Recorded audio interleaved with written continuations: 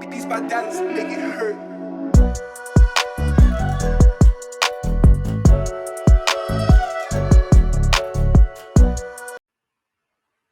Welcome back to a Week 11 lineup edition of the Deep Cover Podcast. I'm your host, Kerry Stevenson, at Kerry1313 on Twitter. Shoot me a follow over there.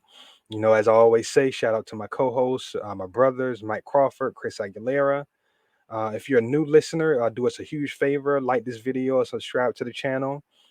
Keep up with all the great content we're trying to bring you guys, whether it be Ravens, fantasy football, the draft, got some other stuff coming down the pike. Um, that we're really excited about. So, shoot us that subscribe, like the video. Helps us out a ton. So before we move on to week 11, I'll do a little brief recap of week 10. If you played this lineup in week 10, you won some money, and you didn't win $1 million. I'm not going to go that far, but if you played this lineup, you definitely cashed. Mike Williams going 4 catches, 33 yards, and no touchdown was pretty much the only low point of the lineup. Zeke and that Cowboys D together, that correlation hit big. Tyler Conklin scoring 2 TDs. Justin Jefferson going over 100 yards. Um, excuse me. Both cheap running backs. They understood the assignment. Both of them went over 20 points. When the Big Ben news broke that he wasn't going to play, I had Deontay Johnson in the lineup, obviously. I still played that lineup, but I played a variation where I swapped him out for Mike Evans. And that pretty much ended up being a wash. I think Deontay Johnson scored like a tenth of a point more than Mike Evans. So it really didn't matter. So for me, both of the lineups did well. I was able to, make a few coins. 170 points for the lineup last week. Solid score, able to, make a little bread off of it. But you know what we're here for. We're here for that big takedown. So happy for that. But we're going to move on to week 11 and try to get that big takedown. So you guys know how I like to do right off the top. I'm trying to identify that primary stack. This week is a tough week because my mind has been fixated on trying to figure out a way not to stack that Dallas Kansas City game, or if I am going to stack it, to get different within it. So that's been heavy on my mind.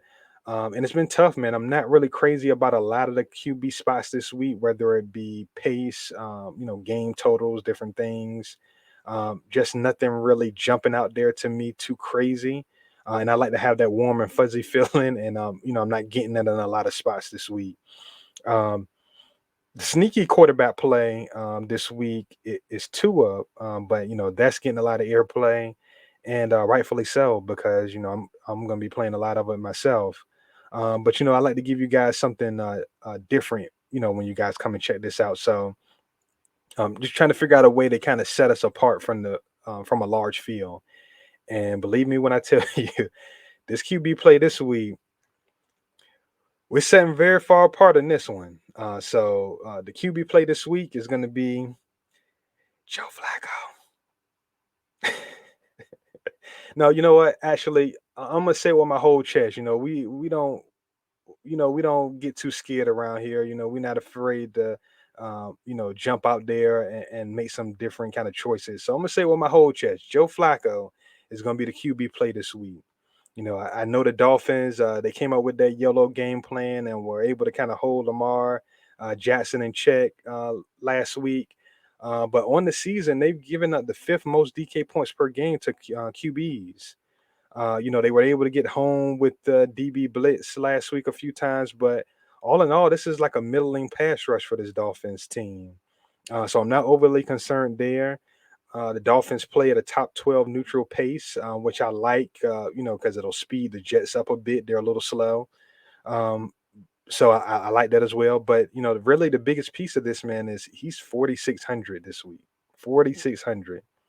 That's a price point that's going to give us a lot of leeway to do a lot of different things. So I'm throwing Joe in there, man. Scared money don't make money. So, and that's the name of the game. We're trying to make money here. So going to throw Joe Flacco in there at quarterback. Now, of course, I'm not expecting any 50-yard scrambles from Joe. So, we're going to have to stack them up. So looking at the defense for the Dolphins, I talked about the QB. position and what they give up there at receiver, target wise, only the Titans have allowed more targets to wide receivers than the Dolphins. So I think that bodes well for what we're trying to do here. I'm going to go ahead and plug Corey Davis into this lineup. He's an every down player for the Jets, 7 targets last week, and he turned that into a 5 catch, 93-yard game. I'm banking on high 30s to 40s attempts for Flacco this week. So I like Corey Davis's chances of getting the 8 to 10 of those looks, and I think he can do some damage with them. Right along those same lines, I'm going with Jamison Crowder. Plug him in here as well. Again, like I said with Flacco, he's not a guy that's going to give us much with his legs. So we need to get a couple pass catchers in there to kind of to help our cause there. Um, Crowder has the best matchup playing in that slot, and for much of the same reasons. I'm hoping for another 8 to 10 targets from him. So here I am hoping for half the targets here from Gel with these two guys. So um, that's what we're banking on here, and trying to get some production on the cheap there. So we got that stack going, and but we're not leaving this game yet. This is a situation where we need all hands on deck. We need some guys to hit on this Dolphin side to make this all come together. It's like a gumbo, man. We need all the ingredients. So first, I'm going to plug in Miles Gaskin. Plug him in. I like his price at 5,700. Um, he's a guy that should get high teens, maybe even lower 20s as far as touch opportunities. And this Jets defense is rough, man. They have really been giving it up. So I like Gaskin's chances of, if he can get those 17, 18, 19 touches, I like his chances of being able to produce with them, even with the, subpar offensive line. So like Miles Gaskin there at that price. Another guy I'm going to throw in here is Mike Gesicki.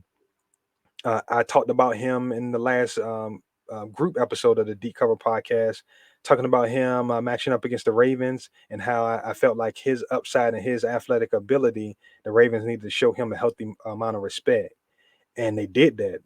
They were in there putting Marlon Humphrey on him in some spots. So he had a 7 target game. I don't even think he had a catch in that game, but um, I like his ability again to get targeted in this game. No Devontae Parker, not expecting any Will Fuller. So it's him, it's Waddle, it's a little bit of Albert Wilson mixed in, and Miles Gaskin out of the backfield as far as who's going to be targeted. And there is no Marlon Humphrey on this Jets team. There's no Marlon Humphrey on this Jets defense. So we can get another 6 to 8 targets out of Gesicki. I like his chances of putting together a strong game. So let's go ahead and plug Mike Gesicki in here. Now we got that game stack together. Now we can kind of ride the wave a little bit. We've differentiated ourselves in this lineup, and so now we can ride the wave a little bit as far as the plays. So we can try to start looking for those top plays of the week. And I'm going right to a lot of people's top play of the week. So AJ Dillon, really, really like his price at 6,200. His chances of putting together a big game. I think it was TJ Hernandez who made a very astute but simple observation as far as AJ Dillon goes. Um, when AJ Dillon and Aaron Jones are out there, um, they play their specific roles.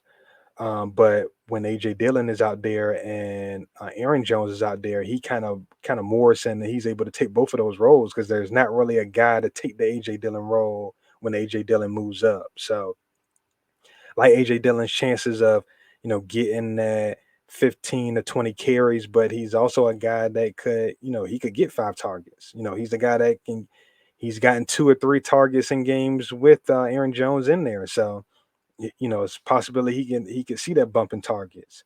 But just off of his ability uh, as a runner, I like his chances to really do damage in this game. He's a guy that's difficult to tackle, can wear on defenses, and much like we're kind of used to seeing with Henry in the fourth quarter of games, Derrick Henry. Um, you know, AJ Dillon could be a guy that by the fourth quarter when that defense is tired, he could be must see TV tomorrow. So uh, really like the upside of AJ Dillon there, and he's going to be played a lot, but because of what we've already done, we can afford to play him in this lineup. And so so plugging him in, another big piece um, here that is kind of allowed because of this Jets Dolphins stat that we did. I'm going with Christian McCaffrey. 8,900 to me is still too cheap for his upside as a player. Look at last week; he had about as bad as you could have it in the red zone last week. He was getting pulled out of the game. Cam Newton came in and ran one in. Cam Newton threw one in from short yardage. Um, and even despite all of that and CMC not scoring a touchdown, he still scored 26 points. And that's just silly to me. That's just that's insane for all of that to kind of transpire and he still scored 26 DraftKings points. So people will make the argument that Cam's potential vulturing at the goal line hurts CMC and that you shouldn't pay up for him. But I'd make the argument that it helps him more than it hurts him.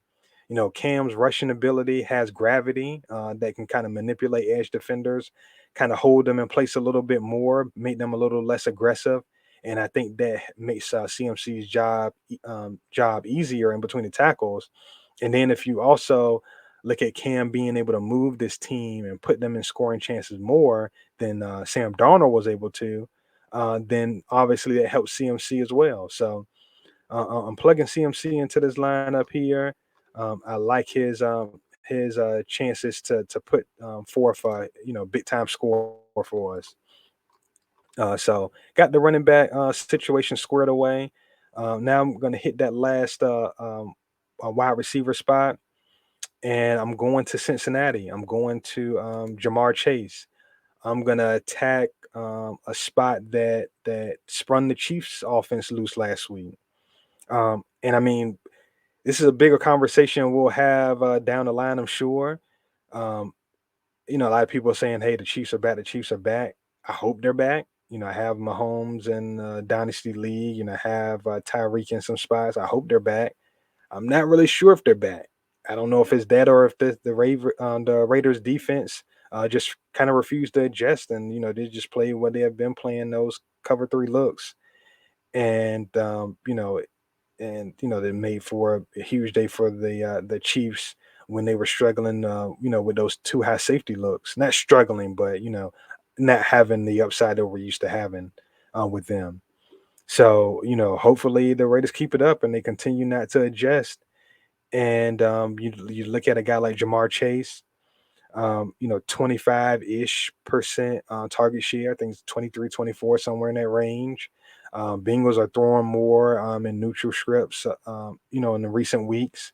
So, the ceiling is tremendous here. We've seen what Jamar Chase has been able to do um, on a week in and week out basis, just massive big plays. It's not like he's been a guy that's been getting, 14, 15 target games. No, he's been super efficient and just mashing people with big plays. So I really like him this week. T. Higgins is getting a lot of love this week. And rightfully so, but I think Jamar Chase has put a lot of big plays out there. And it's not like he's just some big play only splash guy. He can hit you from any level of the field. So I like Jamar Chase here, 7,200. Maybe that price tag, I think it's fair. Others might think it's too high, and maybe that'll keep people off of them. I hope, but either way, I really like Chase this week. So plugging him in there. Now we're going to finish this out with the defense. And I want to put this out here first for Ravens Flock. This is a Ravens podcast. Uh, I'm not saying that the Ravens aren't gonna win this game or they aren't gonna score points, but I'm not working with a lot of salary here. I got 2,500 left. The Bears defense is 2,500. I'm going to plug the Bears in here. Uh, the Ravens have given up sacks on a weekly basis. We know what they're dealing with as far as offensive line injuries. Lamar has turned over the ball a little bit more than we have with interceptions. Um, that's it. I expect the Ravens to win this game. I expect the Ravens to be able to score 20 plus points in this game. But we're not working with a lot of salary here. Washington football team is a popular, defense. I think they're 2,400, but I got McCaffrey. That's not really a move I'm trying to make if I have McCaffrey in the lineup. So going to Bears here. You could go to Chiefs if you really believe that this Dallas Kansas City game is going to be a shootout, and you just bank on a wild and crazy game where a lot of dropbacks and the Chiefs can get you a couple sacks and maybe a pick six. You could go there, but I'm not so convinced that this is going to be the shootout that people think is going to be because I'm not 100% sold that the Chiefs are 100% back. It's going to be a good game. It's going to be point scored. It's going to be a fruitful game from a fantasy perspective, but I don't know if it's going to be that all and out, no holds barred shootout that some are projecting. So we'll see how that goes, man. But that's it, man. That's the lineup. Again, thank you guys for checking this out. Again, like, subscribe, and good luck in week 12. Go out there and get you some bread.